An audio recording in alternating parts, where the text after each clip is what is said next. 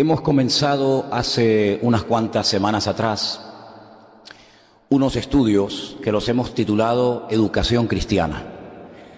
Queremos ser cristianos bien educados. ¿Estamos de acuerdo?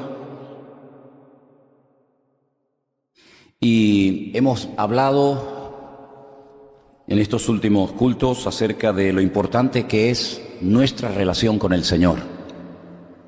Eso, en cierto sentido, es lo que va a marcar la diferencia. Mira, si tú analizas, mejor dicho, fríamente, objetivamente, las cosas que a veces te pasan, en lo más profundo de tu corazón, probablemente tengas que reconocer que tu relación con el Señor se ha estancado. No digo que no tengas, pero puede ser que a lo mejor tu relación con el Señor no ha sido todo lo bueno que debería haber sido. Has dejado de orar, te has liado un montón de actividades, un montón de historias, has dejado de leer la palabra, a lo mejor de congregarte, no te has esforzado como te podías haber esforzado, y todo eso va deteriorando nuestra relación con Dios.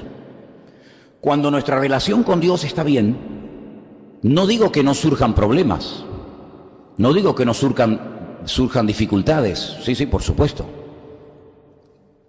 Pero cuando surgen esos problemas, esos obstáculos, esas dificultades, todo lo vemos desde una óptica diferente.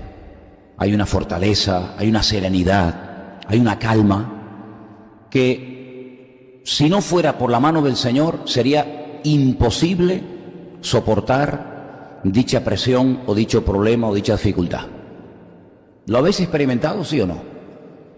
Cuando uno está cerca del Señor, como que no se preocupa por nada, ni por lo económico, ni por lo familiar, ni por lo espiritual, ni por lo físico, sino que uno tiene como una calma en el Señor.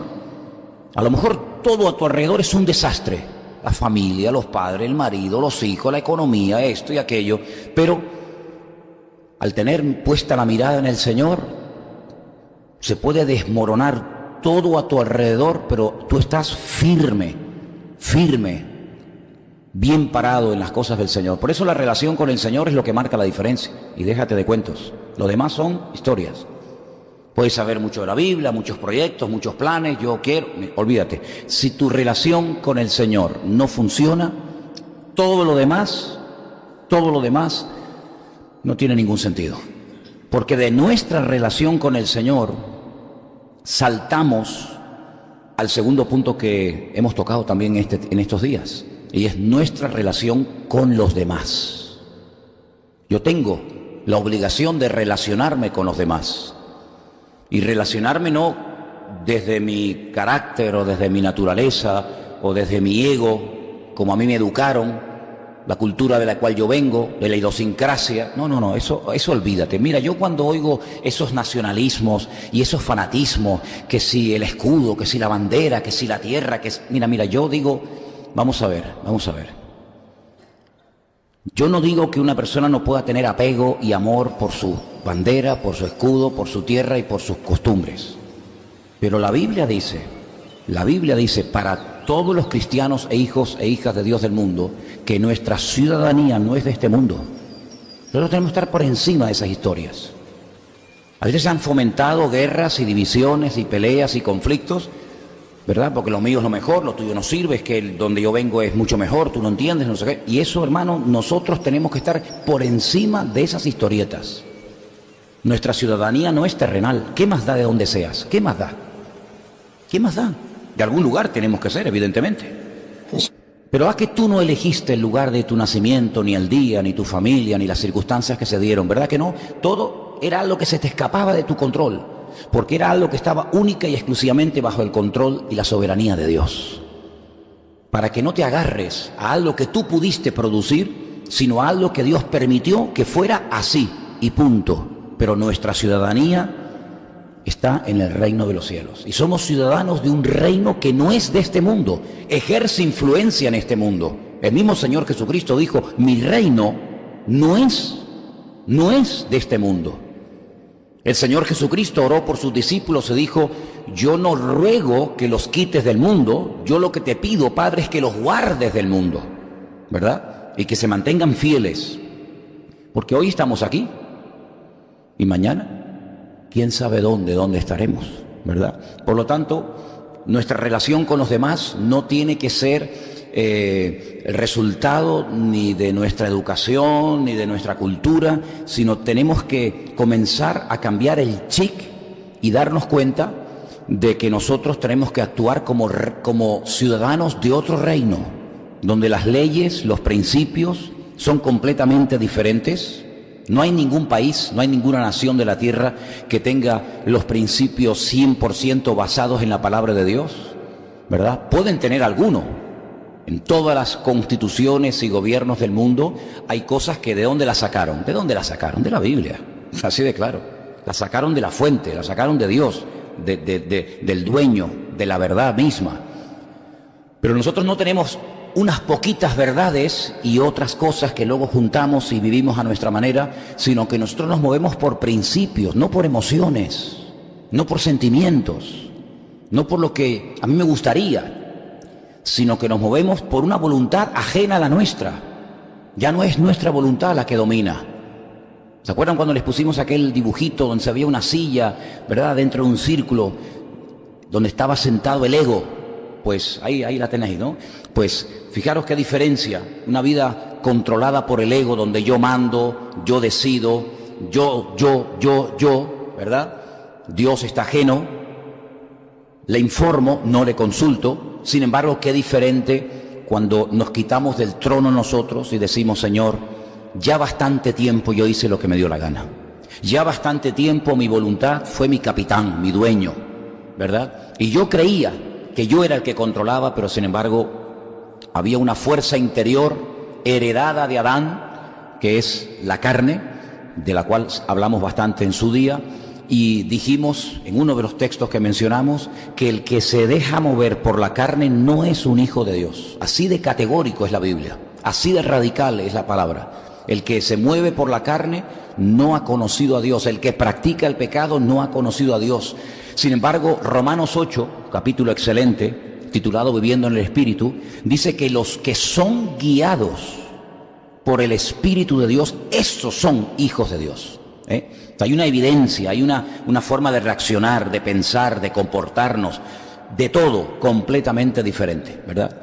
Pero ahora estamos en la tercera etapa, en la tercera parte de este estudio, que tiene que ver con el conociéndonos a nosotros mismos. Y dijimos el domingo, que fue la primera clase que tuvimos, por decirlo de alguna manera, que según la Biblia, Dios nos creó a todos con espíritu, con alma y con cuerpo.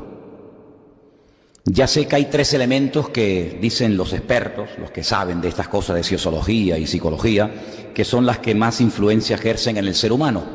Es el ambiente en el que nos hemos criado. El ambiente en el que tú te criaste no es el ambiente en el que yo me crié.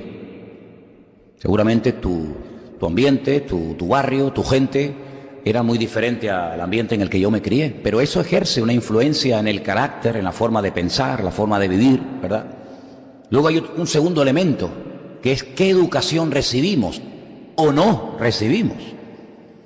Porque a veces hay gente que dice, no, es que mi padre me enseñó, es que en mi casa se decía, es que en mi casa se practicaba. Esas enseñanzas, esos consejos, ese ejemplo, bueno o malo, que te dieron tus padres, quieras o no quieras, también en cierto sentido marca. Claro que sí. ¿Cuántas veces hemos oído la expresión decir, oye, es igualito al padre tú? Igualito, oye, como si lo viera, dicen algunos, ¿no? Como si lo viera. Es igual que la madre, es igual que el abuelo era igualito, ¿sí? Y es que todo eso ejerce influencia. Y luego hay un tercer elemento, aparte del ambiente y la educación, que es la genética. Los genes, amigos. Se han dado casos tremendos de padres que han adoptado niños y resulta que el niño después ha sacado a la luz, ha sacado de su genética cosas de quiénes fueron sus padres, y los padres dicen, pero si yo no lo crié así, si yo le dije que no se hacía así, se hacía asado, amigo, pero vete tú a saber la procedencia, la genética de esta criatura. Por eso muchas veces hay que orar y hay que renunciar y hay que cerrar puertas a ciertas y determinadas cosas que pueden todavía ejercer influencia en nuestra vida. El ambiente, la educación, la cultura, el haberse criado con un padre inexistente, eso marca. El haberse criado con un padre que era un auténtico dictador, eso marca, amigo. El haberse criado con una madre depresiva, eso marca. El haberse criado con una madre marimandona que no dejaba hablar a nadie y era la matriarca del hogar, eso marca, amigo. Todos esos elementos van formando nuestro carácter, independientemente del impulso, de la tendencia que cada uno de nosotros podamos tener. Todos estos elementos que acabo de mencionar ejercen influencia en nosotros, pero ahora en Cristo Jesús. Si quieren podemos hablar de esas tres cosas, y nos pegamos aquí años. Pero ahora en Cristo Jesús dice la Biblia que somos nuevas criaturas. Y ahora no puedes decir, no, es que mi padre era así, es que mi madre me pegaba mucho, es que mi padre me abandonó, es que mi familia eran todos alcohólicos, es que mi... No, espera, para. Tú todavía estás en el pasado, hijo. Y la Biblia dice que las cosas viejas pasaron. A partir de nuestro encuentro con Cristo, todo tiene que comenzar como algo nuevo, una página en blanco. No hagas borrones, Comienza a escribir despacito, pero con buena letra. Y ahora lo que tenemos que darnos cuenta y estudiar y ver a la luz de la palabra, ¿qué dice la Biblia sobre la parte humana, la parte material o física? ¿Qué dice la Biblia acerca de la parte del espíritu? ¿Y qué dice la Biblia acerca de la parte del alma? Vimos el domingo, espero que lo hayan recordado o lo recuerden, que el alma también se enferma, que el alma se deprime y que el alma tiene una serie de facultades, la estructura del alma. Claro, uno dice, bueno, ¿y el alma qué es? Más o menos dijimos, ¿no? 10, 12, 14 puntos lo que era el alma, las funciones del alma. Y bueno, el alma, amigo, ejerce una influencia en los seres humanos tremenda. Es una palabra que aparece muchísimo en la Biblia. En lo que llamamos vulgarmente Antiguo Testamento y Nuevo Testamento está plagada la Biblia de esta palabra. Esta tarde vamos a ver algunos versículos también muy interesantes sobre este tema. Y dijimos que a veces... una persona puede estar triste, puede estar desanimada, sí, pero constantemente triste, no. Eso no es normal, ¿Estuvo algún día triste el Señor? Sí, Él dijo, hoy estoy triste. Pero Cristo no era una persona que se levantaba por la mañana y estaba todo el santo día con una cara larga. ¿Qué te pasa, Señor? Estoy triste. Mañana, al día siguiente, Señor, ¿y hoy estás mejor? No, estoy peor, estoy triste. 3 años con un triste, eso no lo aguanta nadie, ¿verdad?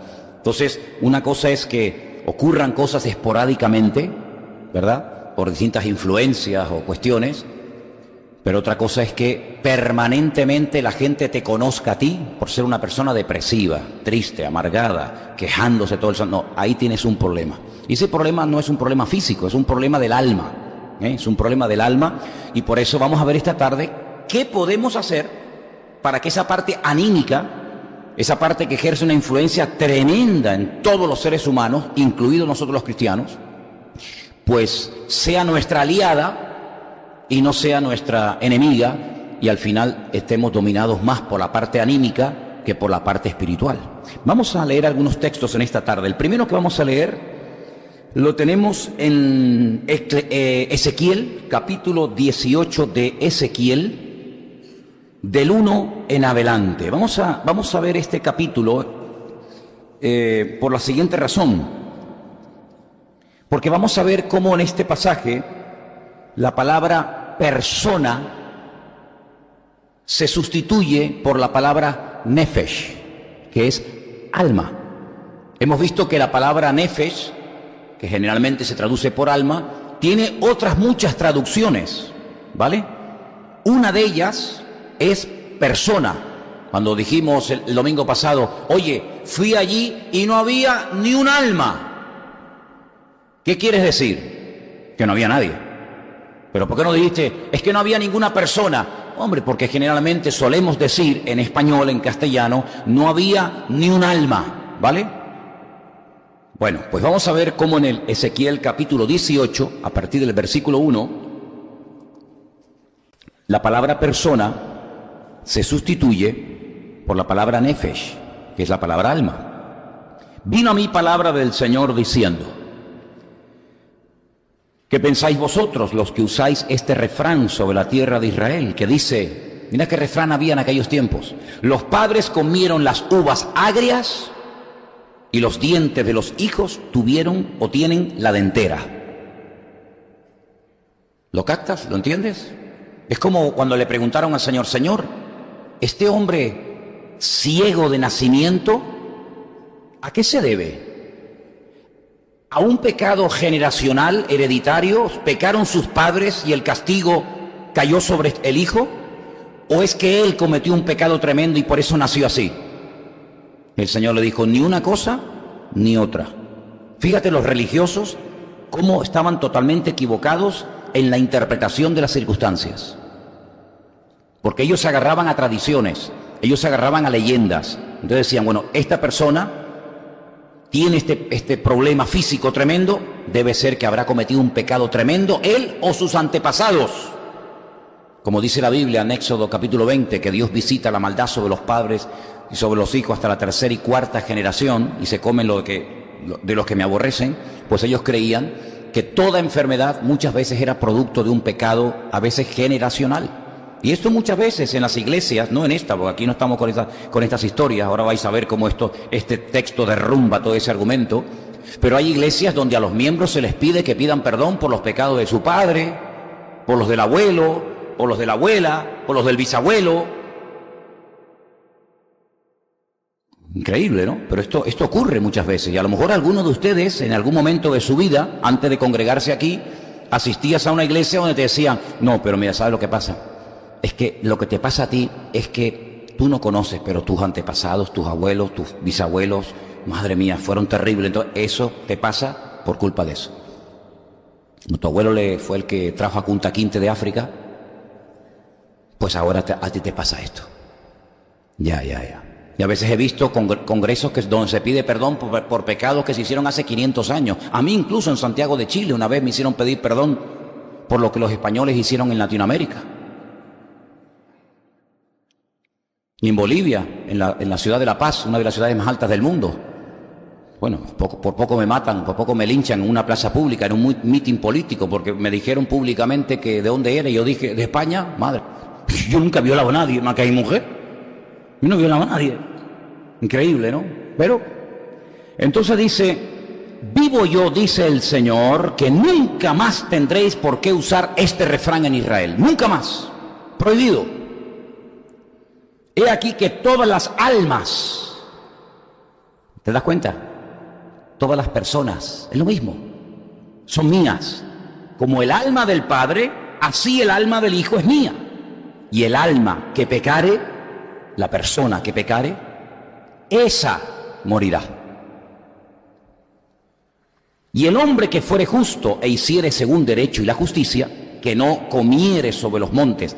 El tema de los montes tiene que ver con la idolatría. Era en lo alto de los montes donde la gente subía a adorar a los dioses de aquella época. ¿Os acordáis cuando dice la Biblia los lugares altos? Pues es esto, ¿verdad?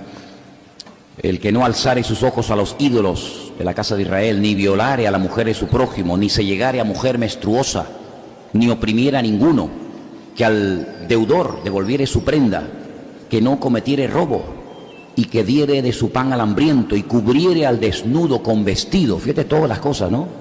Que no prestare a interés, ni tomare usura, que de la maldad retrajere su mano e hiciere juicio verdadero entre hombre y hombre, en mis ordenanzas caminare y guardare mis decretos para hacer rectamente. Este es justo, este vivirá, dice el Eterno, el Señor. ¿Te das cuenta? Cómo la conducta, el comportamiento, las obras, lo que hace, evidencian que por dentro este hombre, según dice el Señor, es justo, ¿vale? Declarado justo por el Señor. Mas, versículo 10, si engendrare hijo ladrón. Tremendo esto, ¿no? Un hombre tan bueno, tan recto, declarado justo por el Señor, dice: si engendrare hijo ladrón, derramador de sangre, o que haga alguna cosa de estas, y que no haga las otras, sino que comiere sobre los montes, violare a la mujer de su prójimo, al pobre y menesteroso oprimiere, cometiere robos, no devolviere la prenda, o alzare sus ojos a los ídolos e hiciere abominación, que presta con interés y toma usura, ¿vivirá éste? Dice, no vivirá. Todas estas abominaciones hizo, de cierto morirá, su sangre será sobre él. Pero si éste engendrare hijo, el cual viere todos los pecados de su padre que hizo, y viéndolos no hiciere según ellos, no comiere sobre los montes, ni alzare sus ojos a los ídolos de la casa de Israel, la mujer de su prójimo no violare, ni oprimiere a nadie, la prenda no retuviere, ni cometiere robos, al hambriento diere su pan, y cubriere con vestido al desnudo, y apartare su mano del pobre, interés y usura no recibiere, guardare mis decretos y anduviere mis ordenanzas, éste no morirá por la maldad de su padre. De cierto vivirá. Su padre, por cuanto hizo agravio, despojó violentamente al hermano, hizo en medio de su pueblo lo que no es bueno. He aquí que él morirá por su maldad. Y si dijereis, ¿por qué el hijo? Mira qué pregunta tan interesante. ¿Por qué el hijo no llevará el pecado de su padre? ¿Y quién responde aquí, hermanos? Y responde el Señor. Y dice, porque el Hijo hizo según el derecho y la justicia. Guardó todos mis estatutos y los cumplió. De cierto vivirá. ¿Cuántos dicen amén? Esto tiene que traer una libertad y un alivio y una paz al alma increíble. El alma que pecare, la persona que pecare, esa morirá. El Hijo no llevará el pecado del Padre, ni el Padre llevará el pecado del Hijo. La justicia del justo será sobre él, y la impiedad del impío será sobre él. ¿Cuántos dicen amén? Vamos, más claro agua, hermanos, más claro agua. Así que vamos a dejarnos de historias. No, es que yo soy así porque mis padres, mis antepasados, mi abuelo, mi madre, mi tía. Olvídate de eso. Olvídate de eso. En Cristo somos nuevas criaturas. Repito, las cosas viejas pasaron, y aquí todo es hecho nuevo. Si tú ahora estás así, es porque tú has decidido estar así. Olvídate. No le eches la culpa a un factor externo. Mírate a ti mismo y pregúntate cómo está tu relación con Dios. ¿Aceptas el perdón de Dios? ¿Aceptas que Dios te ha perdonado? ¿Vas de vencedor por la vida o vas de víctima? ¿Vas de cabeza o vas de cola? ¿De qué vas? Por lo tanto, queridos hermanos, vemos en este pasaje que la palabra alma puede perfectamente sustituir por la palabra, se puede sustituir por la palabra persona, o la palabra persona, como es el caso de Ezequiel 18, se ha sustituido por la palabra alma, ¿verdad?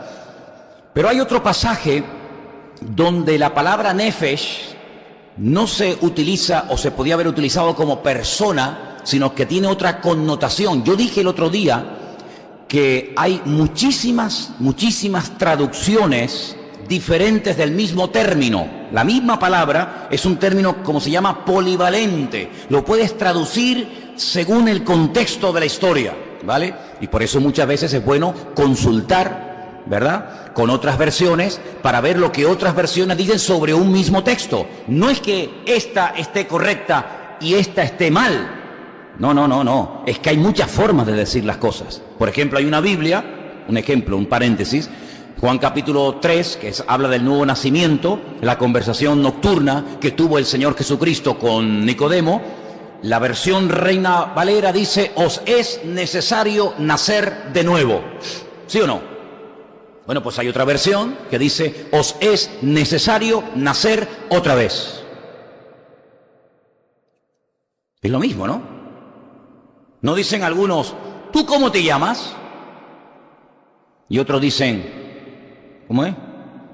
¿Cómo te llamas tú? Pero está preguntando lo mismo, sí, pero es que a veces pone el pronombre delante, a veces el pronombre detrás, pero exactamente igual. Hay muchas formas de decir las cosas.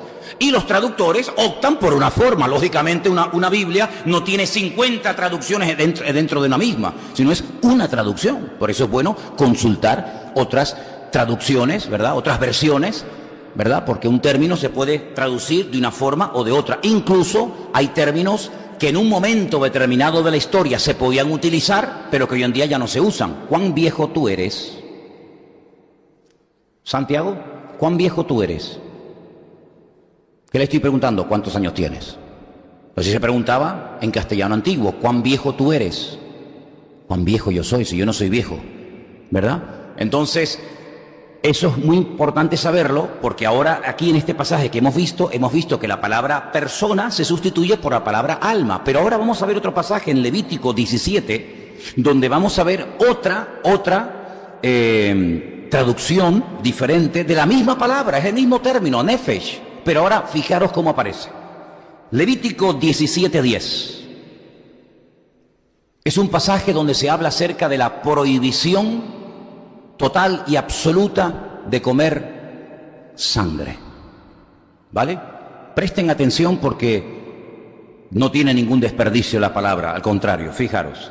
Si cualquier varón de la casa de Israel, Levítico 17:10, o de los extranjeros que moran entre ellos, es que no solamente era para los de Israel, es que también era para los extranjeros, comiere alguna sangre, yo pondré mi rostro contra la persona que comiere sangre y la cortaré de entre su pueblo. Porque la vida, y esa es la palabra que yo quiero que observes. Yo estaba leyendo hoy en su texto original, en hebreo, y la palabra vida, en el versículo 11, es la palabra nefesh, que en Ezequiel 18 hemos visto que se traduce por alma. Pero aquí, la misma palabra, en vez de poner alma, ponen vida. Pero si te encuentras una versión que dice, porque el alma de la carne en la sangre está, no es ningún error. Es que también se puede traducir así, pero en esta ocasión, en vez de haber puesto la palabra alma, pusieron la palabra vida. Y no hay ningún problema, no hay ningún error. La vida de la carne en la sangre está, y yo os la he dado para hacer expiación sobre el altar por vuestras almas.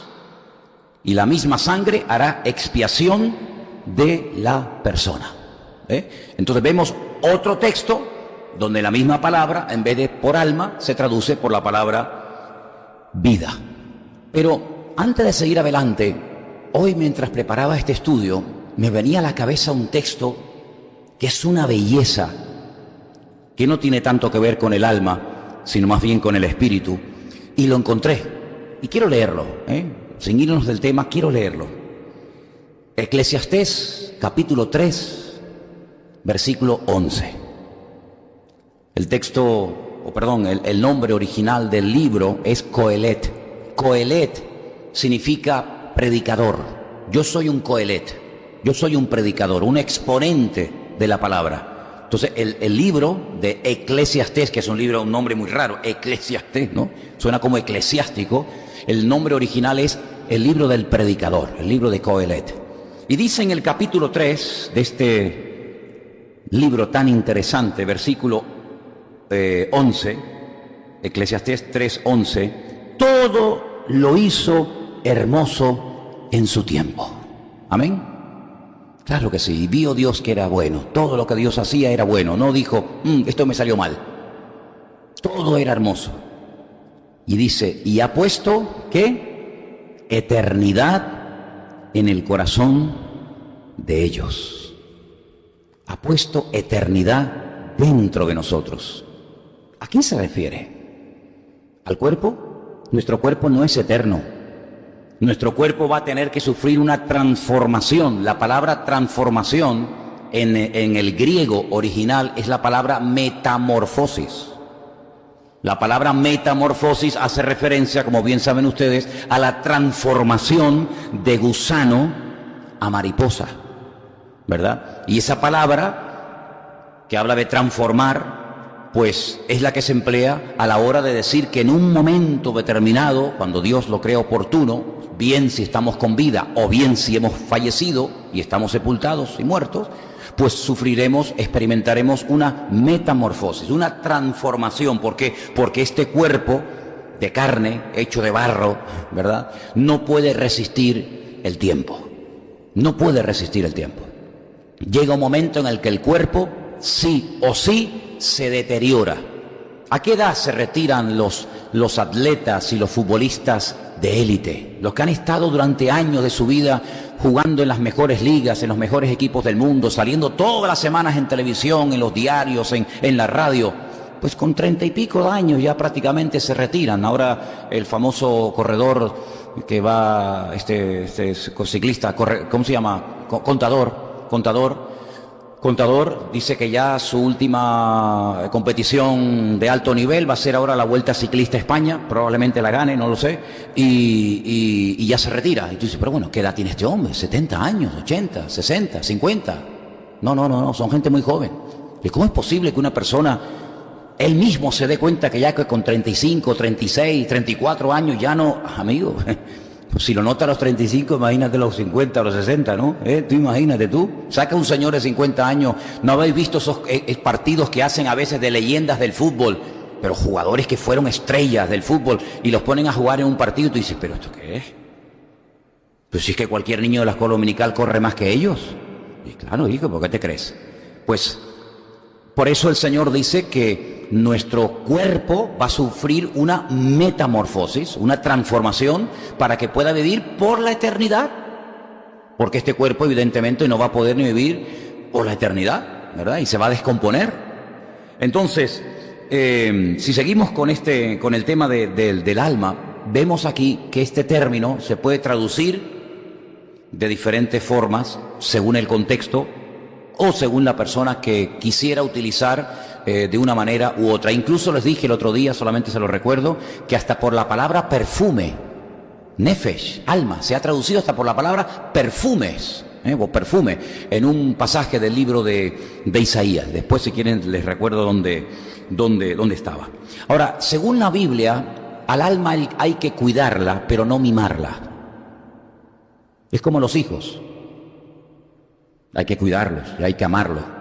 Pero como les concedas muchos mimos, al final dice que el niño mimoso o consentido o caprichoso va a terminar avergonzando a su padre, ¿verdad? Entonces, al alma hay que cuidarla, pero cuidado, el alma tiene que ser transformada también.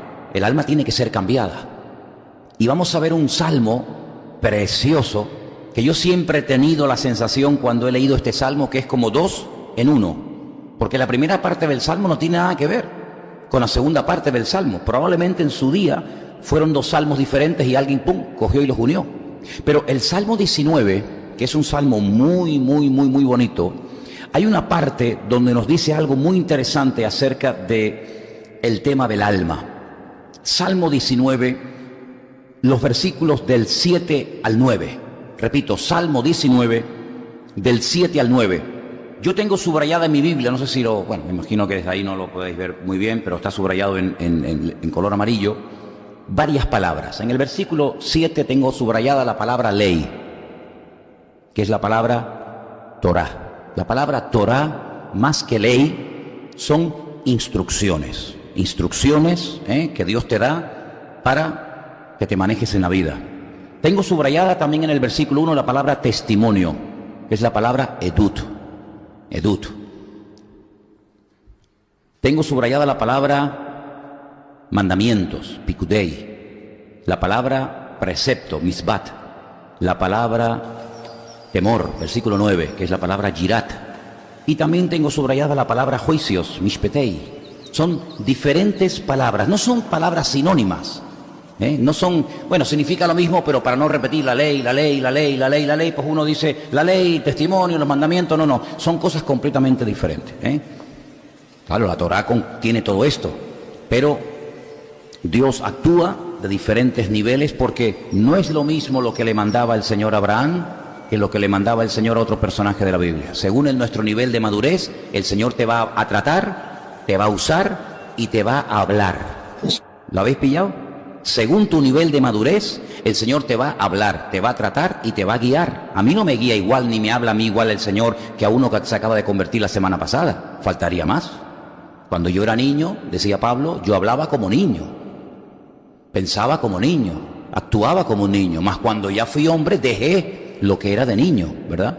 Entonces, según el nivel de madurez, pues así será la forma como Dios te va a pastorear a ti. Dios no pastorea igual a una persona que está dedicada al ministerio a tiempo completo que a una persona que no se quiere comprometer ni quiere renunciar a muchas cosas de su vida. El trato es muy, muy diferente. Incluso hasta las formas como Dios le hablaba, cómo se aparecía con sueños, con visiones, con ángeles, con voz audible a distintos personajes de la Biblia, era muy diferente según su nivel. Hay muchos niveles de profecía en la palabra. Hay profetas que recibían directamente la palabra, así, directamente de Dios, sin intermediarios. Por ejemplo, Moisés, así, de boca a boca. Pero nunca más hubo otro profeta como él. Había otros profetas que recibían sus profecías por visiones o por sueños, pero Dios no les hablaba. Eran profetas, sí, pero, amigo, no comparemos. No comparemos el nivel de unción profética de Ageo con el nivel de unción profética que, por ejemplo, tenía Moisés o cualquier otro personaje de la Escritura. ¿Te das cuenta? Entonces, vemos que en este versículo, en el versículo 7, porque del versículo 7 al versículo 9, hay ahí un estudio muy interesante, porque dice que las instrucciones de Dios son perfectas, y lo que hacen, aquí esta versión dice, convierte el alma. Convierte el alma. Yo comencé a buscar otras versiones en español, también por supuesto leí la de hebreo, pero otras versiones, dice otra versión, que la ley del Señor lo que hace es que restaura el alma. Otra versión dice revive el alma. Otra versión dice refresca el alma. Fíjate la cantidad de términos, ¿verdad? Interesante, refresca, revive, restaura. Dice aquí convierte el alma. ¿Qué es lo que hace que el alma cambie en definitiva? ¿Qué es lo que hace que el alma cambie?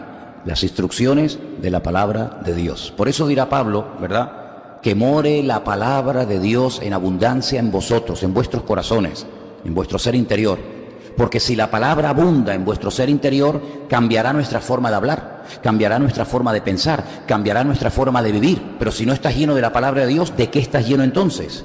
Pues de pasión de gavilanes, del gran hermano, de la isla, de la no sé qué, ¿verdad? Estarás lleno de esa basura y entonces pues estarás todo el día pensando, ay, lo van a expulsar, ay, no puedo creer que lo expulsen, ay, voy a pedir oración a la iglesia para que no lo expulsen, por favor, porque... Y entonces estás con tu mente en otras cosas. Pero si tú quieres que tu alma cambie, si tú quieres que tu alma reviva, que tengas refrigerio, pues dice la Biblia, tienes que empaparte de la palabra. Si quieres ser una persona sencilla, pues dice, te tienes que llenar del testimonio del Señor. Si quieres ser, y te das cuenta que cada cosa de la Biblia hace una función diferente en las personas, ¿verdad? Cada cosa, los mandamientos hacen una cosa, el precepto hace otra, el temor hace otra, los juicios hacen otra, la Torah hace otra, y depende de lo que Dios quiera hacer en tu vida, te llevará por un camino o te llevará por otro camino, ¿verdad? Vemos, y no me voy del tema, simplemente para aportar más, para enriquecer más lo que estoy diciendo, fijaros que cuando el pueblo de Israel salió de Egipto, desde Egipto a Israel no se tardan 40 años, hermanos. Eso es una barbaridad, es un disparate. ¿Cómo se va a tardar 40 años desde Egipto hasta el sur de Israel? 40 años, eso es una locura.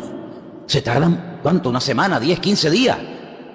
Pero dice la Biblia que el Señor cuando los llevó, no los llevó en línea recta, sino que los llevó por otra parte. Dice, no sea que cuando vean la guerra y cuando vean a pueblos, pues claro, estos al fin y al cabo eran esclavos. Estos no habían peleado en su vida.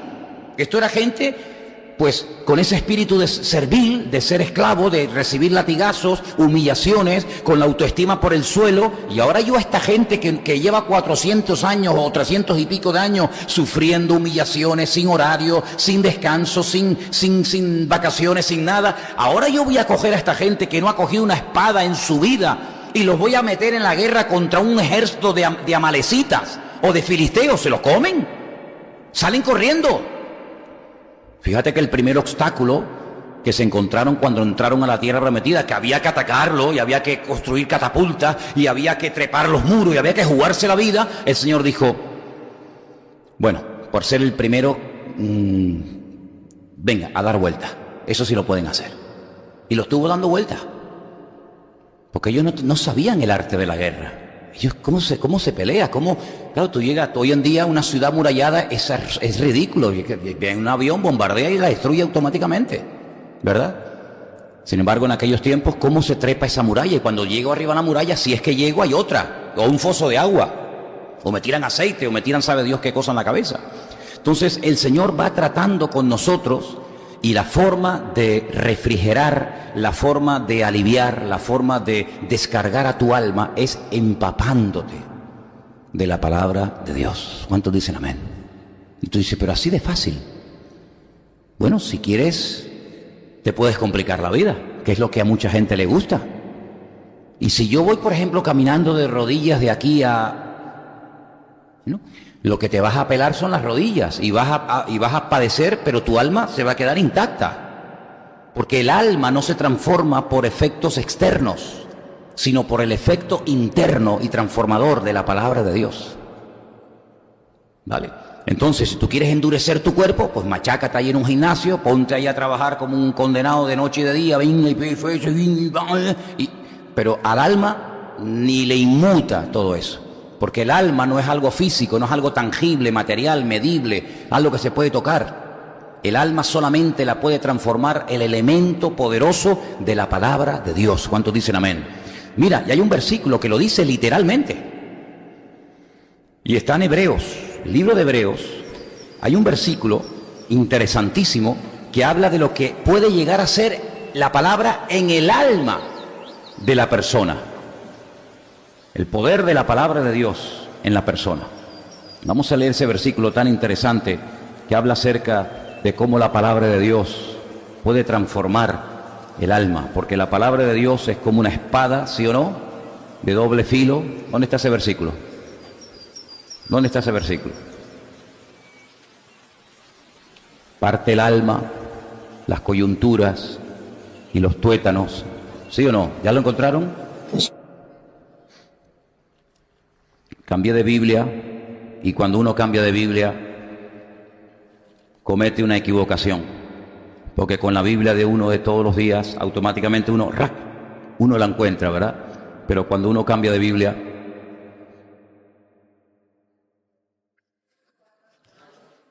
¿eh? 4:12, ok.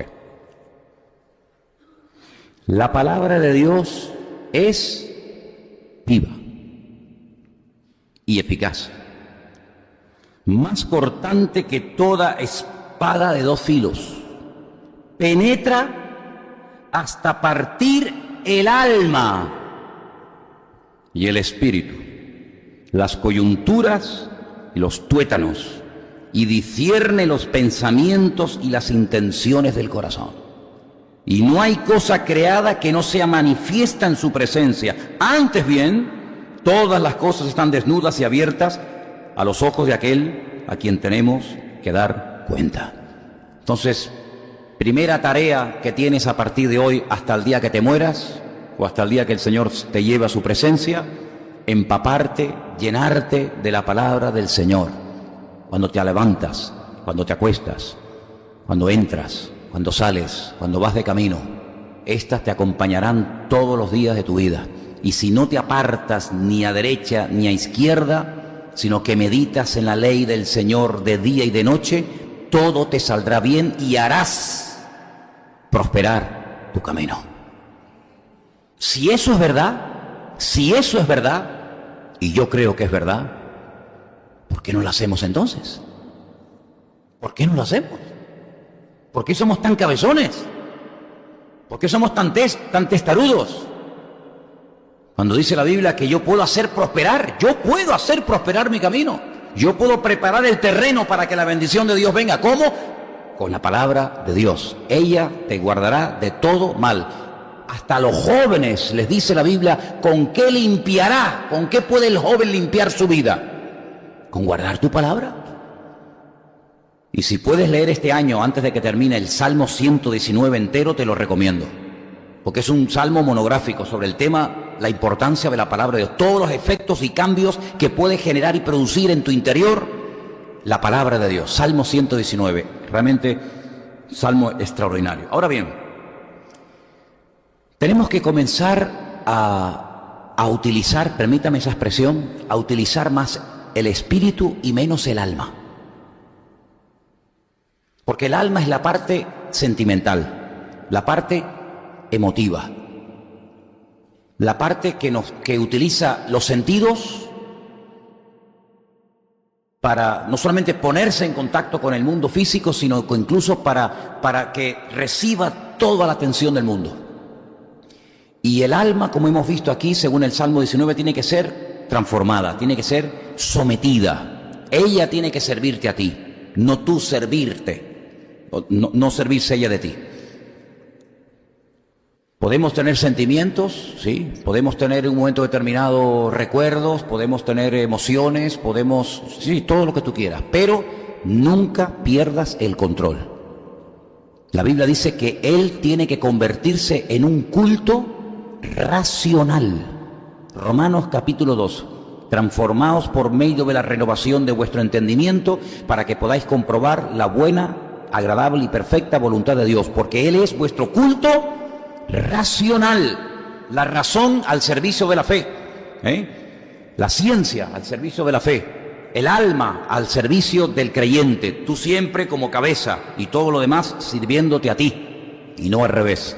Ahora, hay un pasaje en Hebreos 6.1, estamos en el libro de Hebreos, capítulo 6, verso 1, donde dice: por tanto, dejando ya los rudimentos de la doctrina de Cristo, vamos adelante, ¿a dónde? A la perfección. Vamos a la perfección. A la perfección. Es decir, que el Señor quiere que yo llegue a ser perfecto, completo. ¿Sí o no? Sí, sí. ¿Qué dije el domingo pasado? La mediocridad no es de Dios. Los mediocres, los que no quieren aprender más, los que dicen, no, ya con esto ya me conformo, ya, tranquilito.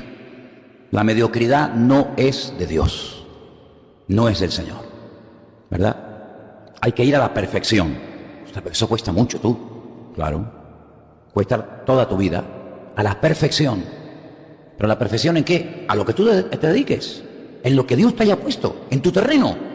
Buscar la perfección. Buscar mejorar. Buscar nuevos desafíos. ¿Verdad? Así de claro. No echando otra vez el fundamento del arrepentimiento de obras muertas, de la fe en Dios. Aquí quiero mencionar la palabra obras muertas. No hay nada peor que le haga más daño a tu alma, a tu ser interior, que hacer cosas que no sirven para nada. Eso es lo que significa obras muertas. He hecho algo, me he cansado, he sudado, he terminado reventado, he invertido tiempo y dinero, ahora me siento y miro y digo, ¿y esto para qué me sirve? ¿De qué me ha servido a mí todo esto? De nada. Entonces el Señor dice, mira, si tú buscas la perfección, esto no es para los que no buscan la perfección. Esto es para los que dicen, no, a mí me interesa, a mí este tema me interesa, hermano. A ver, ¿cómo hago yo para llegar a la perfección? Pues dice aquí muchas cosas, ¿no? Pero una de las que hemos leído es, no echando otra vez. Se ve que ya lo habían hecho. Porque si dicen, no echéis otra vez, es que ya lo habían hecho una vez. No vuelvan otra vez a hacer obras muertas, cosas que al final no sirven para nada. Mira, si Pablo fue el autor de esta carta, que no tenemos 100% de seguridad, yo encuentro unas palabras de Pablo en la carta a los romanos más o menos iguales, pero dicen así: ¿qué fruto tenéis de aquellas obras de las cuales ahora os avergonzáis? Es más o menos igual, ¿no? Es decir, dime de qué te ha servido a ti el haber construido eso, el haberte comprado aquello, el haber ido para aquí o el haber ido para allá. Dime en el fondo, sinceramente, de qué te ha servido. Y muchas veces la respuesta es de nada. Entonces eso la Biblia lo llama obras muertas. Y si buscas la perfección, no el mejoramiento, sino el cambio radical en tu vida, el ir a más, el no quedarme ahí conforme, estancado, en una rutina, en una monotonía religiosa, no puedes otra vez volver a hacer lo que ya has hecho 40 veces y siempre terminas diciendo lo mismo. No sé para qué me metí en este rollo, no sé para qué compré este cacharro, no sé para qué tuve que gastar mi dinero, mis ahorros en esta tontería, y no sé para qué tuve que ir allí. Pues no lo hagas, porque el Señor te está advirtiendo de antemano que si lo vuelves a hacer, no vas a llegar jamás a la perfección de tu fe. Nunca vas a llegar a tener una relación profunda con el Señor. Es decir, si te interesa este tema, tenemos que reeducar nuestros instintos carnales, tenemos que reorientar los deseos y pasiones bajas de nuestra alma, y tenemos que empaparnos de la palabra para que podamos tener la fuerza interior suficiente para decir no cuando antes decías sí, o decir sí cuando antes eras incapaz de decir sí. ¿Te das cuenta? Es todo un trabajo. Mateo 23, Mateo capítulo 23, versículo 4. Vamos a ver qué nos dice este texto en esta noche. Estamos en el primer evangelio, capítulo 23, versículo 4. 23, 4. Y dice así: porque atan, está hablando acerca de los escribas y fariseos, ¿verdad?, de la época de Jesús, un mensaje durísimo. Y una de las cosas que esta gente hacía, los religiosos, es que atan cargas pesadas y difíciles de llevar y las ponen sobre los hombros de los hombres, pero ellos ni con un dedo quieren moverlas. Y tú dirás, bueno, ¿y qué tiene que ver este versículo con el tema del alma? Porque hay dos frases que me llamaron la atención y quiero utilizarlas: cargas pesadas y la palabra difíciles de llevar. ¿Lo pueden decir conmigo? Cargas pesadas y difíciles de llevar. ¿Estás llevando una carga demasiado pesada que te cuesta muchísimo llevarla? Si la respuesta es sí, eso no te lo ha dado el Señor. No me digas eso, no me digas eso. Que esta carga que estoy llevando, algunos le llaman esta cruz, ¿no es de Dios? No. ¿Y por qué sabes tú que no es de Dios? Porque dice aquí que las cargas que ponen los hombres o nos ponemos nosotros mismos tienen dos características, y una es que son demasiado pesadas y son demasiado difíciles de llevar. Entonces, cuando algo me está robando el sueño, la paz, la salud, la familia, cuando algo me está agobiando, que ya no doy más, esa es la señal de que eso no me lo ha dado el Señor. Eso es lo que te estoy diciendo. Pero el Señor pone cargas. El Señor me manda cargas. Claro, pero vamos a ver cómo son las cargas del Señor. Vamos a verlas. Dice la Biblia en Mateo capítulo 11. No te vayas de Mateo, sigue ahí. Mateo capítulo 11. Vamos a leer unos versículos muy interesantes, muy conocidos, y que dicen todo lo contrario a lo que hemos leído. Mateo 11, 28. Venid a mí, todos los que estáis trabajados y cargados, y yo os haré descansar. Llevad mi yugo sobre vosotros, aprended de mí, que soy manso y humilde de corazón, y hallaréis descanso para vuestras almas, porque mi yugo, mi carga, es fácil y ligera mi carga. ¿Cómo es el yugo y la carga que el Señor nos da? Fácil y ligera. Mateo capítulo 23, verso 4, cargas pesadas y difíciles de llevar. Ahora yo te digo una cosa, ¿cuál quieres? ¿La de Mateo 11 o la de Mateo 23? Yo, si quieres, te cargo 500 kilos encima y lo tienes que llevar de aquí a la punta del Hidalgo. No, es que yo no puedo con esto. Entonces no te lo ha dado el Señor. El Señor no te ha dado esa carga. Porque si el Señor te da una carga, Él te va a ayudar a llevarla. Porque el Señor dice, aprendan de mí. ¿No te has dado cuenta esta invitación que está ahí en la Biblia hace 2000 años? Mírenme a mí, miren cómo yo vivo, aprendan de mí. A ver cómo lo hago yo. Pues Él dice, aprended de mí, que soy manso. ¿Manso qué significa? Sumiso. ¿Sumiso a quién? Someteos a Dios, resistid al diablo y huirá de vosotros. Sí. Es decir, que Él se levantaba temprano a la mañana para someterse al Padre. Claro, por eso ahora entiendo cómo Él podía decir, cuando yo hablo, no hablo por mi propia cuenta, sino yo hablo lo que mi Padre me ha dicho que les diga a ustedes. Y las obras que yo hago no las hago porque digo, Timarín de Dopingüe, Cucaramaca, la Titiri fue. A ti, sanado, venga, tú, levantado de los muertos, tú de los ojos. No. Padre, ¿tú hoy quieres que yo haga algo en especial? Mira que voy a estar rodeado de multitudes. Sí, hijo, mira, hoy se te van a presentar 450 cojos. Vas a sanar al de la túnica blanca con el cinturón amarillo. Vale, Padre. ¿Alguna cosa más? Sí. Quiero que cuando veas aquel ciego en el camino, te paras. Pero es que hay muchos ciegos, sí, pero uno te va a llamar, ¡Hijo de David, ten misericordia de mí! A ese te para, lo demás ni caso. Y cuando te pares le vas a preguntar, ¿en qué te puedo servir? Quiero recobrar la vista, sánalo en ese momento. Entonces el Señor recibía las instrucciones del Padre, se sometía, y cuando llegaba a la multitud, Él ya tenía el día organizado. Ya se lo había organizado el Padre. La agenda ya se la daba el Señor por escrito. Quiero que digas esto, quiero que vayas aquí. No, allí no vayas. Quiero que hables, a este no lo dirijas, a este no le toque, a este no sé qué. Cuando fue incluso a llamar a los discípulos, se pegó toda la noche orando. Pero toda la noche orando para aprenderse 12 nombres. Toda la noche orando, ¿para qué? Porque el Padre tenía que revelarle que no tenía que llamar a ningún discípulo que, por ejemplo, se llamara Daniel. ¿Hay algún discípulo de Cristo que se llamaba Daniel? Pero es que no había ningún hombre que se llamaba Daniel en la época de Jesús. Pues seguramente miles. Pero ¿por qué no llamó a ninguno que se llamaba Daniel? Porque el Padre le dijo, tienes que llamar a uno que se llama Simón, a otro que se llama Juan, a otro que se llama Santiago, a otro que se llama Judas, a otro que se llama Tomás, a otro que se llama... A esos son los que tienes que llamar. Pero ¿cómo sé yo lo que tengo que hacer? ¿A quién tengo que llamar? ¿A quién tengo que usar? ¿A quién tengo que descartar? Señor, ¿tú no me podrías revelar los nombres de los 12 discípulos? Y el Padre se los reveló, porque Él dice que nada hacía y nada decía sin que el Padre se lo dijera.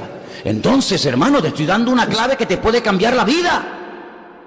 Yo aprendí esto con 19 años. Con 19 años yo salgo de la escuela bíblica y me dicen, tienes que irte a un lugar a atender una iglesia. Yo cogí las maletas y me vine para acá. Me metieron en una iglesia que aquello era... A mí se me quedaba grande aquello. La primera vez en mi vida, de pastor, tener que arreglar los problemas de la gente. A los 3 o 4 días yo estaba que me subía por las paredes, hecho polvo. Unos dolores, hermano, en la barriga, en el estómago, lo que nunca en mi vida, a mí nunca me ha dolido nada, nada. Pero yo no podía dormir, era como si me estuvieran retorciendo, tenía como si me estuvieran pellizcando el estómago. Y entonces una noche me miré el estómago y lo tenía así, parecía que estaba preñado. Digo, Señor, no puede ser, esta prueba no la voy a llevar yo, Señor, no me dejes preñado, a mí esto, ¿cómo es esto? Entonces llamé a un hermano por teléfono, digo, mira hermano, me siento muy mal, me cogieron, me llevaron al hospital. La primera vez en mi vida que yo pisaba un hospital en ese plan. Y el médico lo primero que me vio, después de examinarme, no sé qué, me dice, ¿qué edad tienes tú? Digo, 19 años. Dice, a los 20 no llegas. Digo, muchas gracias, muy amable. Dice, tienes que tomarte la vida con más tranquilidad. Esos son nervios que tienes metidos en el estómago. Tranquilízate. Para mí fue una cachetada, una bofetada sin manos. Me fui a mi casa, yo vivía solo. Me puse de rodillas y le dije, Señor, perdóname. Yo he creído en mi ignorancia que yo podía llevar la carga y hablen conmigo y no sé qué, y yo no puedo llevar esto me va a terminar matando. Si esto es el pastorado, quítame la vida, le dijo Elías al Señor, quítame la vida. Y a partir de ese momento, con 19 años hasta ahora, hasta el día de hoy, duermo de maravilla, nunca jamás se me ha vuelto a hinchar el estómago por los nervios, porque descubrí que las cargas que te da el Señor son ligeras y fáciles de llevar. Las cargas que los hombres te ponen, o que tú te pones porque crees que tienes que llevarla tú, te terminan agobiando, robando el sueño, robando la bendición, robando la paz y encima, amargando la vida de los que te rodean, porque no hay nada peor que una persona cargada que vuelve y carga a todos a su alrededor. Entonces aquí en Mateo, para mí esto es un descubrimiento maravilloso. Hermano, algunos dirán, pero hermano, esto lleva mucho tiempo aquí. Es verdad, pero para mí ha sido un descubrimiento espectacular. Ver que el Señor dice, las cargas que yo doy son fáciles y ligeras. Y las cargas que ustedes, los religiosos, le ponen a la gente son difíciles de llevar. Mira qué difíciles y qué pesadas son, que ellos ni con un dedo son capaces de moverlas. Pero se las encasquetan a otro. Entonces ya está. Hoy tienes que salir por esa puerta tomando una determinación. No voy a llevar ninguna carga más en mi vida que me quite el sueño, que me robe la bendición, que esté todo el día de mal humor, que qué va a pasar y que no sé qué. No voy a hacer nunca más así. Pero es una decisión que tú tienes que tomar por ti mismo. Nadie la puede tomar por ti. ¿Cuántos dicen amén? Entonces te estoy enseñando lo que es el alma, para lo que es el alma, y te estoy enseñando cómo ayudar a que el alma, como leímos en el Salmo 19, se refrigere, se renueve, sea reconfortada, sea aliviada y pueda ser conducida adecuadamente, ¿vale? ¿Y qué hago entonces cuando hay algo al Señor, venid a mí, ven para acá, ven para acá. ¿Qué te pasa? Mira, ven para acá, déjame la carga y ahora vete tranquilo. Porque algunos cristianos oran, pero después dicen, déjame coger el saco otra vez. Y se llevan, pero déjalo aquí. Entonces no te lleves el saco otra vez. Las cargas las lleva el Señor. ¿Cuántos dicen amén? Yo te digo lo que dice la Biblia, ahora tú haz lo que creas conveniente. Otro punto a tener en cuenta es el siguiente.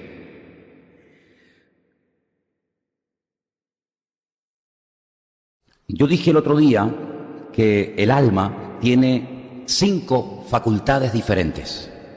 Porque uno dice, bueno, ¿y el alma para qué está puesta en el cuerpo? ¿Qué? ¿Solamente la vida? No, espérate, vamos a ver.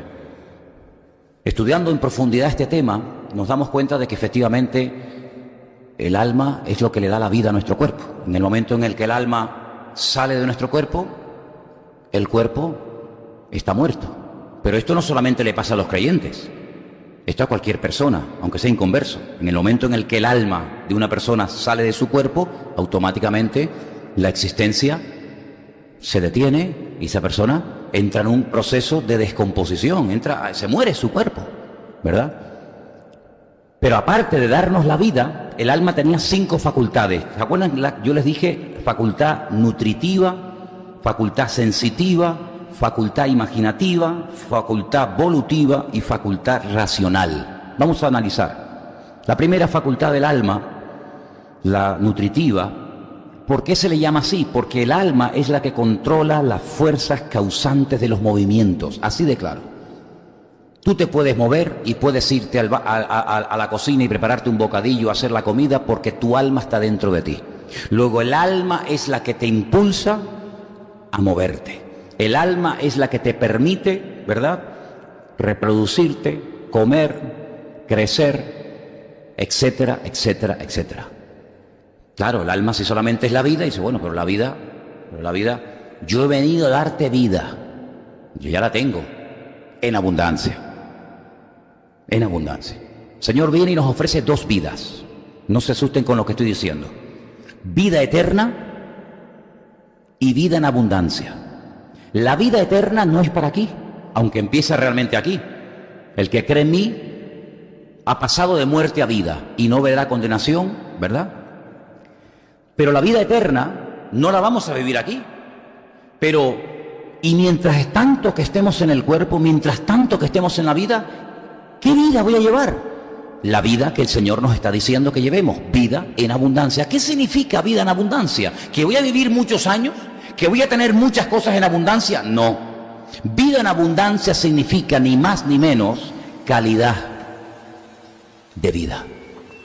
La cantidad es una cosa y la calidad es otra. La cantidad depende de muchos factores. Del cuidado que le des al cuerpo, ya hablaremos en su momento de él, de las horas de descanso que le des a tu cuerpo, en fin, la cantidad de vida depende de muchos factores. El no hacer ciertas cosas prolonga la vida. El hacer ciertas y determinadas cosas corta la vida. Hay gente que muere antes de tiempo. En la Biblia hay gente que murió antes de tiempo. ¿Por qué? Porque hicieron lo incorrecto. Entonces, al hacer lo incorrecto, tú mismo cortas tu vida. El único mandamiento, mira que hay en la Biblia, bueno, en los primeros 5 libros hay 613, solamente en los primeros 5 libros, sin contar otros. 613 mandamientos, ninguno, salvo uno, tiene promesa. Dice, honra a tu padre y a tu madre, número 1, para que te vaya bien, número 2, para que tus días sean prolongados en la tierra. Entonces, la cantidad de años depende en cierta medida de mi relación con mis padres Eso dice la Biblia. Eso dice la palabra. Entonces la palabra nos enseña que podemos prolongar o acortar la vida. Claro, hay un máximo que la Biblia dice cuánto es. Y si pasamos ese máximo es por misericordia del Señor. Sabemos que el hombre cada vez, a lo largo de la historia, aunque ahora está repuntando otra vez, el hombre ha ido perdiendo años de vida. Es decir, los primeros hombres vivían 300, 400, 500, hasta 1000 años llegó Matusalén, ¿verdad? Sin embargo, la Biblia dice, bueno, el que llega a tal edad, gloria a Dios, y el que sobrepase esa edad en 10 años más, pues bendito sea el Señor. Pero sabemos perfectamente que hay cosas que pueden acortar o pueden alargar la vida. Hay enfermedades que vienen por consecuencia del pecado, no todas. Ahora bien, Dios nos ha dado a nosotros la capacidad también de poder decidir qué tipo de vida, qué calidad de vida vamos a vivir. Porque usted puede vivir 100 años, tener una vida de mucha cantidad de años, pero como dijo Jacob, ¿os acordáis lo que le dijo Jacob al faraón? Cuando se encuentra el faraón con Jacob en Egipto, le dice el faraón a Jacob, ¿cuántos años tienes? ¿Qué pregunta, no? ¿Cuál fue la respuesta de Jacob? Tengo pocos y malos. Creo que eran 140 y tantos años. Pocos y malos. Yo no me gustaría terminar mis días diciendo, mi vida ha sido corta y mala. ¿Te gustaría morir así? A mí no me gustaría vivir una vida llena de líos, de follones. El Señor vino a darnos calidad de vida. Somos nosotros los que muchas veces renunciamos o nos negamos a recibir esa calidad de vida. Porque nosotros tenemos un baremo, tenemos un concepto de la calidad de vida diferente a lo que el Señor considera calidad de vida. ¿Calidad de vida qué es? Un buen coche, una buena casa, una buena mujer, una buena ropa, tener. Entonces, por lo tanto, yo tengo que tener una buena calidad de vida, no me digas. La Biblia llama a personas que acumularon mucho patrimonio, pero descuidaron su parte interior, su alma, necios. Lo que has acumulado al alma no le beneficia, tampoco le perjudica, pero tú te has equivocado. Entonces la calidad de vida es algo completamente diferente, pero es nuestra responsabilidad. Nosotros en cierta medida hay cosas que se nos escapan de las manos. Eso, hermano, eso está más claro que el agua. Pero hay muchas cosas que yo puedo decidir qué pensamientos voy a pensar y qué pensamientos ni siquiera le voy a prestar un minuto de atención. Yo puedo decidir qué tipo de vocabulario voy a utilizar. Porque la Biblia dice, cuidado, que hay enfermedades que vienen por la forma de hablar incorrectamente. Cuidado, cuidado. Hay pecados que vienen por mirar lo ajeno. Hay pecados que vienen por comer ciertos y determinados alimentos prohibidos bíblicamente. Sí, hay un abanico inmenso que puede acortar o puede mejorar nuestra calidad de vida. Y eso está todo escrito en la palabra. La Biblia no solamente son mandamientos para la vida eterna, para estar con Gabriel y Miguel en la gloria, sino es para poder vivir aquí el tiempo que nos resta, pues conforme al diseño que Dios ya desde antes de la fundación del mundo había decidido para mi vida. ¿Cuántos dicen amén? Entonces la insatisfacción es una señal de que tú no estás haciendo la voluntad de Dios. Yo, pero Manolo, entonces, ¿y cuánta gente insatisfecha en el mundo? ¿Millones? ¿Millones? ¿Y cuántos cristianos hay insatisfechos en las iglesias? Miles. También, miles.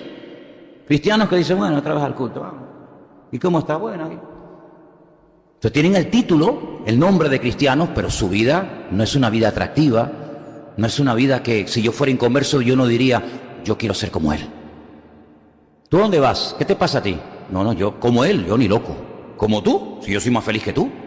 Si yo duermo mejor que tú. Entonces, la vida del creyente, en cierto sentido, uno puede escoger qué camino va a escoger. Y según el camino que escoja, así será tu nivel de vida.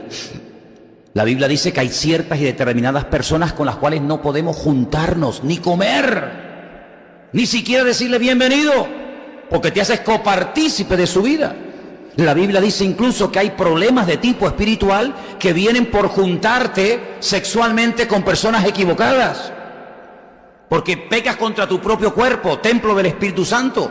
O sea, hay tantos factores que a veces uno dice, pero a mí nunca me han hablado así. Es que yo no sabía esto. Bueno, hijo, pero para eso estamos aquí, para aprender y darnos cuenta de que la vida eterna, gloria a Dios, ahí está, nadie nos la va a quitar. Pero ¿y el tiempo que nos falta por terminar la vida? Amargado, hecho polvo, siempre con problemas. ¿O cómo vamos a vivirla? ¿Según el diseño de Dios o según el diseño que a ti te dijeron tus padres que tenía que ser tu vida? ¿Verdad? La otra facultad, la sensitiva, tiene que ver con los 5 sentidos. ¿Vale? Los 5 sentidos, que todos los conocemos, digamos que son los instrumentos que utiliza el alma para ponerse en contacto con el mundo exterior. Ni más ni menos. El alma puede llegar a sentir cosas incorrectas porque tú estás abriendo la ventana del ojo para ver cosas incorrectas. Entonces eso llega al alma y el alma comienza a producirte un deterioro, un desequilibrio interno porque le estás permitiendo que use el sentido de la vista para todo lo contrario. ¿Te das cuenta? Entonces los sentidos tienen que estar al servicio de las cosas de Dios, no al contrario. Pablo dice, mira qué principio más bueno. Dice, así como antes presentabais los miembros de vuestro cuerpo para el mal, coge esos miembros y preséntaselos ahora al Señor, y con ellos ponte a servir al Señor. ¿Cómo darle la vuelta? Antes los ojos, ¿para qué los querías? Para ver esto y esto. ¿Y por qué no las empleas ahora para ver la palabra? ¿Y las manos para qué? Para robar, para pegar, para insultar, para no sé qué. Ahora emplea esas manos para dar, para ayudar, para bendecir, para imponer manos, para repartir folletos, para dar palabras. ¿Y los pies para qué? Pues para ir a robar, para ir a mentir, para ir a borracharme, para ir a mujeres, ¿no? Ahora los pies para... Cuán hermosos son los pies de los que anuncian el Evangelio, los que traen el Evangelio de la paz. ¿Te das cuenta cómo todo el cuerpo, todo está al servicio de la obra del Señor, de tal manera que mis 5 sentidos, que van a estar ahí siempre, no van a malcriar a mi alma, sino van a ayudarle a mi alma a encaminar sus bajos hábitos para que sienta y anhele lo que el Señor siente y anhela. La facultad imaginativa, cuidado, porque el hombre tiene la capacidad de imaginarse cosas. ¿Y es pecado darle rienda suelta a la imaginación? Depende. Generalmente personas que tienen problemas con el sexo, pornografía y todo este tipo de historias, un descontrol, un desequilibrio, en resumidas cuentas, tienen un serio problema con su imaginación, porque antes de pecar se imaginan el pecado que van a cometer. Entonces lo imaginan, lo proyectan a su alma y su alma te dice, yo quiero lo que estás pensando, y automáticamente se lo das. Porque dice la Biblia que es como una mujer que queda embarazada. Para poder tener un niño, primeramente tienes que quedarte embarazada. Y para quedarte embarazada tienes que tener contacto con un varón. Si no tienes contacto con mujer, con un varón, tú no te quedas embarazada con el pensamiento. Entonces Santiago dice, antes de que el pecado conciba y dé a luz, primeramente desea. Primeramente viene la concupiscencia. ¿Qué es la concupiscencia? ¡Pum! El dardo de fuego. Tú verás lo que haces. O tomas medidas preventivas y pones barreras para que el dardo no entre, o comienzas a imaginarte y comienzas a darle rienda suelta. Después llega la noche, cuando el subconsciente sale a la luz, el consciente descansa, las pulsaciones bajan, el riego sanguíneo baja, el corazón descansa, los ojos se cierran, los oídos aparentemente no oyen, pero el subconsciente, que está vivo, ¡pum!, sale a la luz. Y el subconsciente trabaja durante la noche.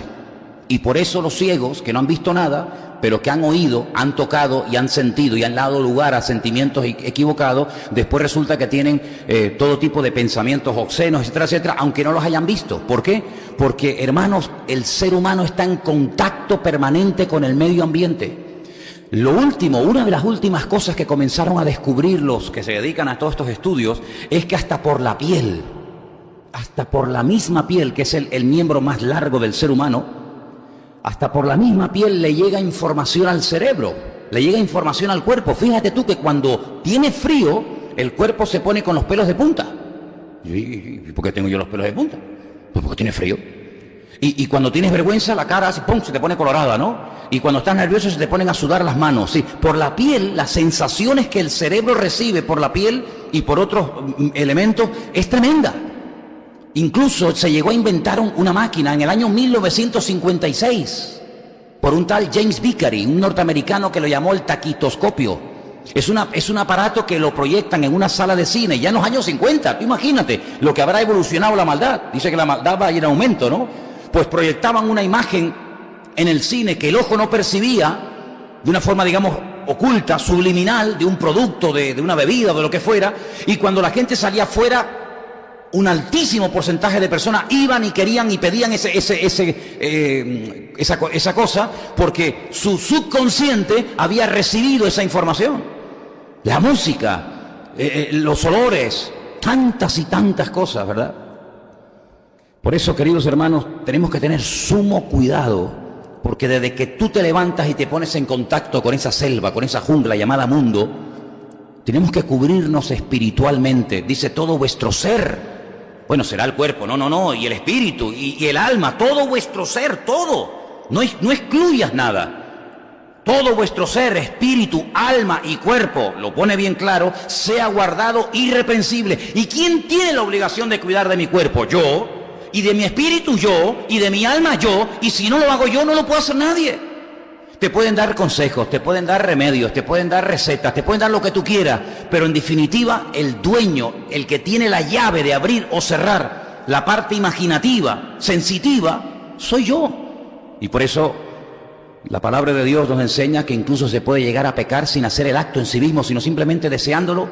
¿Por qué yo tengo este deseo? Porque en algún momento de tu vida ese deseo nació, entró y no salió, se quedó ahí dormido, se quedó ahí sentado. Como el polizón que entra en un barco y el tipo navega un montón de horas por alta mar, nadie se ha enterado, pero hay un momento en el que dice, oye, ¿tú qué haces aquí? El pasaje no lo tiene, este es un polizón. ¿Cuántos polizones se han metido en nuestra alma? ¿Cuántos polizones se han metido en nuestra mente a lo largo de la vida por lo que hemos visto, por lo que hemos oído, por los lugares que hemos estado, por lo que hemos tocado, por lo que hemos visto, por lo que hemos olido, por lo que hemos sentido, etcétera, etcétera, etcétera? Y resulta que ahora nos encontramos en Cristo y decimos, Señor, y yo con todos estos enanos y con todos estos polizones, ¿ahora qué hago? ¿No van a querer salir? ¿No van a querer salir? Pero van a tener que salir uno a uno si hacemos y acatamos lo que el Señor nos dice. Porque dice la Biblia que la victoria está garantizada, pero el trabajo para obtener la victoria la tengo que hacer yo. ¿Cuántos dicen amén? Después dice esta parte imaginativa, pues hay algo muy peligroso, y es no confundir lo real con lo irreal. Yo voy a detenerme aquí porque hay dos facultades más, como es la evolutiva y la racional, que la vamos a ver el próximo día. Pero quiero solamente que pienses en esto. Hay gente que vive, dicen vulgarmente por ahí los chicos, en el mundo de Yupi, ¿no? En una irrealidad, viven como en una burbuja. Y saben, muchas veces, a veces los padres, somos los que, sin querer, ayudamos a nuestros hijos a que vivan en un mundo totalmente irreal, tratando de superprotegerlos, creyéndonos que durante toda la vida, aunque tengan 20, 25, 30 o 40 años, siempre será el niño y la niña. Y no nos damos cuenta de que a veces hay un cordón umbilical que se cortó, pero hay otro que sigue conectado. Y es el cordón umbilical de ese sentimiento equivocado y distorsionado de pensar que yo soy como ese papá y esa mamá que tiene que cubrir al niño y que ya comiste. ¿Y qué comiste? Si no comió, que no coma. ¿No te gusta el pescadito? ¿Te hago otra cosita? ¿Huevito frito? No. ¿Una chuletita? ¿Una arepita? Que no coma, que se vaya a la cama sin comer, hombre. No, el niño. Mira, ¿no me llamaste? No, que llamé esta mañana a las 9 de la mañana. No, pero es que ya son las 10 menos cuarto y no me has vuelto a llamar. Una superprotección, y eso atrofia, eso impide el crecimiento de la persona.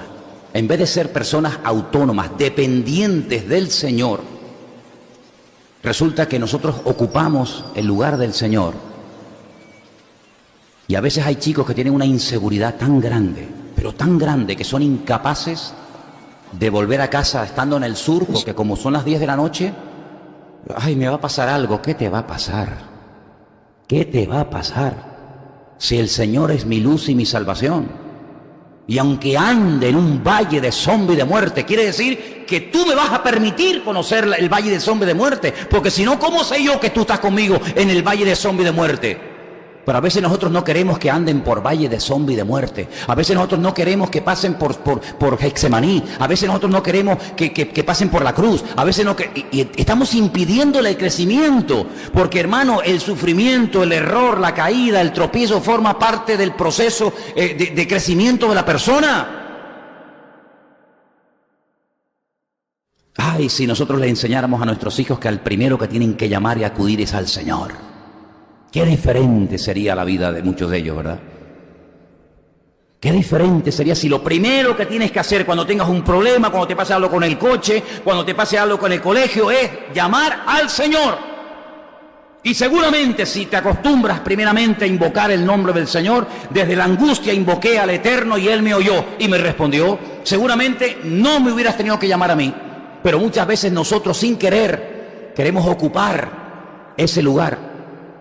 Y nos equivocamos, porque nosotros hemos llegado hasta donde hemos llegado, y como hemos llegado, porque todo lo que nos pasó a lo largo de la vida produjo este tipo de personas. Y hay un refrán que dice la gente, es que yo no quiero que mis hijos sufran lo que yo sufrí. Pues tú no te das cuenta que si tú no hubieras sufrido y pasado lo que tú has pasado, tú no serías el hombre y la mujer que eres hoy en día. Serías otro mequetrefe. Otro mequetrefe. Pero tú te has curtido porque has pasado por una serie de dificultades y tú quieres que la gente llegue a la gloria sin pasar por la cruz. Y no hay gloria sin cruz. Así que vamos a pedirle al Señor en esta noche que Él nos siga ayudando, que Él nos siga formando, porque aún no hemos llegado a la parte del espíritu. Vamos con el tema del alma, que somos nosotros mismos. ¿Tú sabes que el mayor problema que tú tienes eres tú? El mayor problema que tú tienes eres tú mismo. Por eso Pablo dice, yo golpeo mi cuerpo, y ahí hay malinterpretado sus palabras, ¿no? Yo golpeo mi cuerpo, no sea que siendo yo heraldo de otros, venga yo a ser descalificado en mi propia carrera personal, ¿no? Cierra tus ojos ahí donde estás, vamos a orar al Señor. Y hay mucho material, ya les dije el primer día, hay muchas cosas. Y queremos pedirte ayuda, Señor, y sabiduría para ir descubriendo todas estas maravillas de tu palabra y aplicándolas a nuestra vida. Ayúdanos, Señor, a estar atentos, a aprovechar las oportunidades y las ocasiones que se nos presentan para servirte y para prepararnos en la vida mejor. Fórmanos tú, Señor, y que podamos llevar el alma a los pies de Cristo para que te sirva y te honre, como también todo nuestro ser tiene que hacerlo. En el nombre bendito de Jesús. Amén. De Jesús. Amén. De Jesús. Amén. De Jesús. Amén. De Jesús. Amén. De Jesús. Amén. De Jesús. Amén. De Jesús. Amén. De Jesús.